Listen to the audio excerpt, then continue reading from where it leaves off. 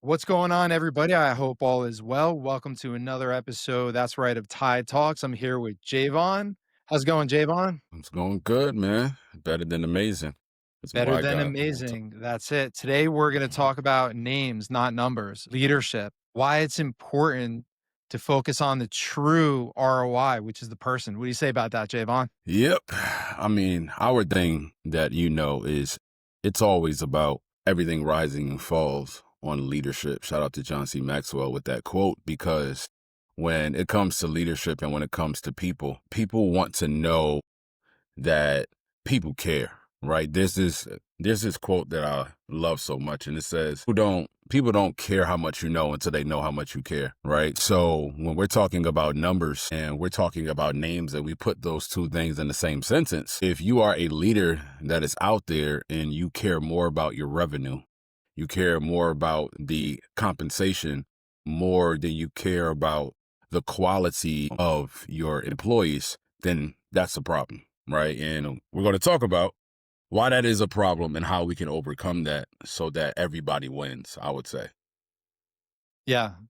Yeah, absolutely. I think that a lot of times when you're surpassing or you're looking over the actual Mm, individual and what that person can contribute, you're missing what yields the true results. And the mm, money is if you foster the golden goose and you really take care of them. I think that being vulnerable is a quality in leadership that leaders have a hard time with. And that's a really good quality that one takes down sort of a wall for people to trust you more, uh, build that trust, shows the human side, but allows you also to fill in the gaps because you're not perfect as a leader. So uh, by being vulnerable, people are more likely to be honest with you. So you can better your skills as well. One hand washes the other.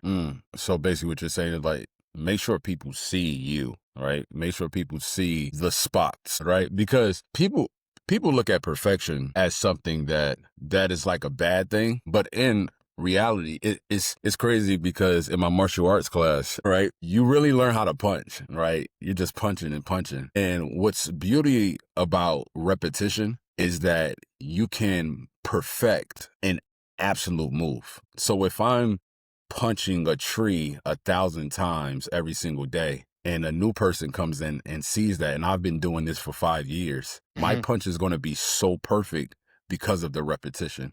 So I think sometimes people can be perfect in an action, but overall, I think we shouldn't allow perfection to stop us from being humble, from being vulnerable, like you say, because what it does is now you have a bunch of employees that are like, man, you know what? That's for them. They'll never come down to our level. They don't understand us. And we don't want those gaps inside the marketplace because that can potentially mess up your business and mess up your revenue.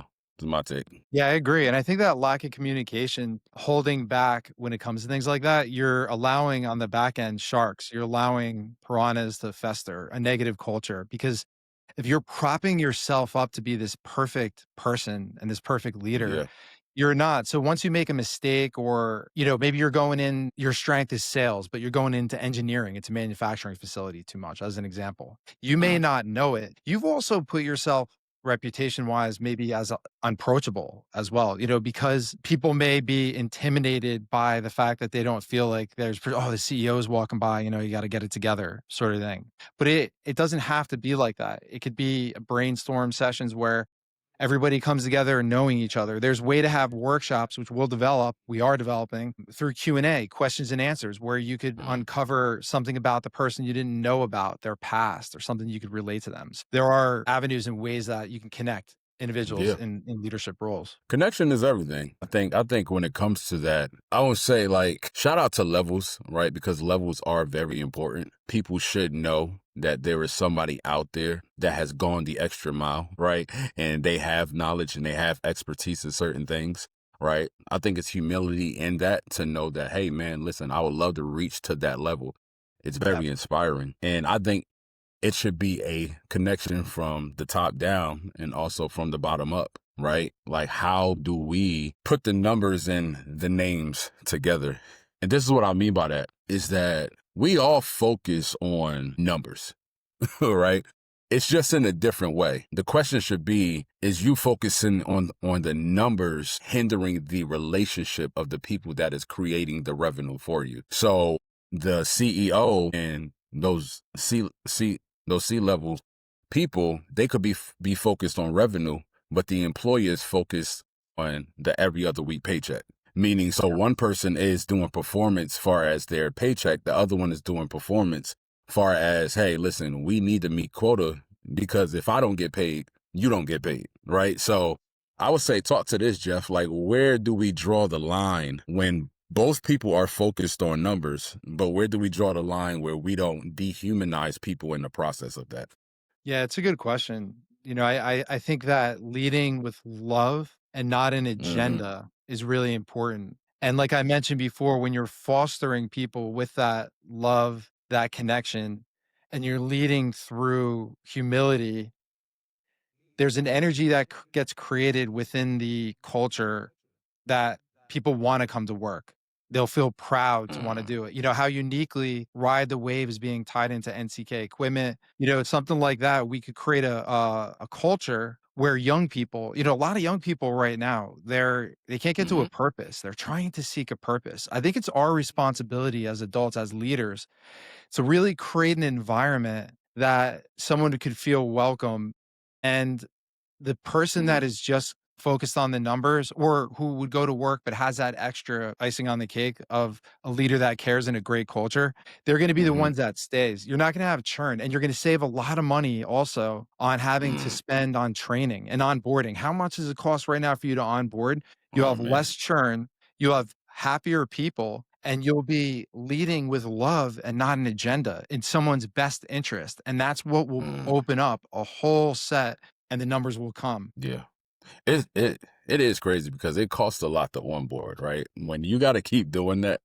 I remember, man, my other job, for every person that got on, it was costing time, and that time was 6 months of training, like extensive training.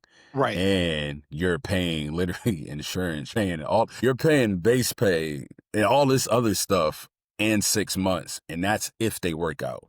You get what I'm saying? So it's like, how can we, which I think this is very important when it comes to leadership as well. Like, how can we, or like leaders in the space that have employees that have people under them, My wife? how can we set up a way where we don't have to go to the outside all the time to hire certain people, but we can train people within to develop them to move up to a different level instead of spending all of this money and all of this time on other things, because I think that's important.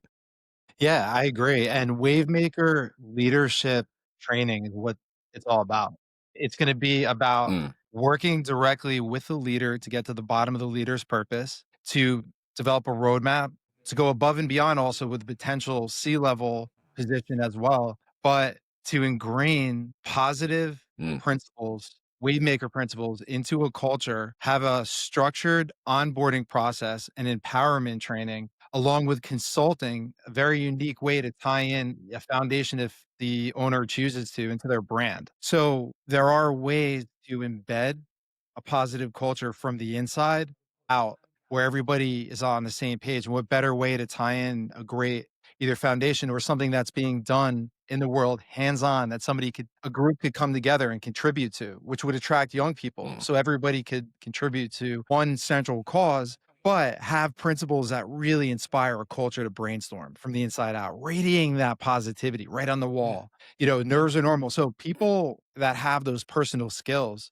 will be in a position to be much more confident to see their work through.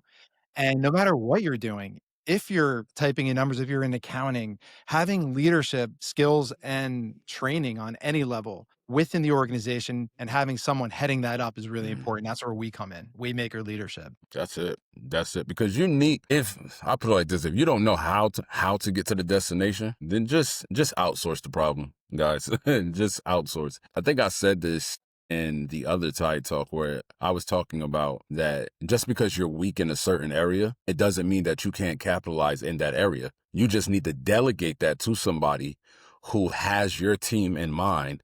And then Yes. now we can get them to the level that you want them to be. And then everybody can be successful in this. You get what I'm saying? Yeah. This. Go ahead, Jeff. No, no, I'm sorry. Go ahead. I didn't mean to cut you off. You got something. Oh I was no, gonna I was no, go I brother, was because gonna I was I just gonna actually keep going. thought about something totally, off. I remember it was a random Uh, game. It was a Yankees game. I grew up a Yankees fan. My family always Derek Jeter, we mm, always respected as a player on and off the field mm, too, and it was a random game, and I was, always in sales, and at that time, I remember even prior, I was focused on numbers a lot, making sure, I would hit them and it really chased my tail in a lot of way, and it was a random game, whatever it was that Derek Jeter broke. He broke some record, and he was getting interviewed after the mm, game, and all he did was he just said to the, news person, he was just like, "Didn't realize that I had broke that record. I think it's great, but every day I come to the field and I try to better my mm, swing, or I try one thing that'll get a little bit better each time," and quality in the field and then motivating the players.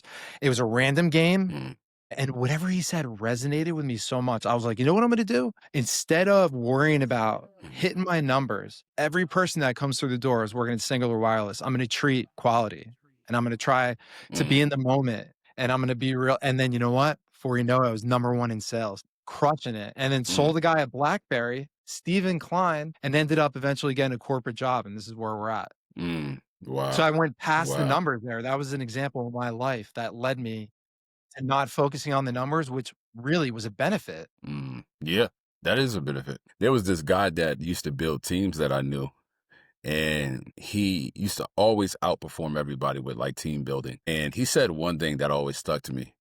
He he had his numbers, he had his goal, of course, right? But he said, none of you in this room can outfriend me. He There said, you go. everywhere I go, I just make a bunch of friends. I'm not looking at them as, oh man, they're going to be contributing to my quota. I'm not looking at people as a number. I'm looking at how many friends can I get. Yeah, People used to just be a magnet to him because he was focused on friendship more than yeah. team building. You get what I'm saying? Yep. Yeah, that's So relationship that sales, it's important. yeah, yep. Because it's that connection that people don't even know that they need, but they gravitate to. You Yeah, get what I'm saying? yeah. And I think that plays a huge part in that. I had something written down here that's just a quote that I put here for myself.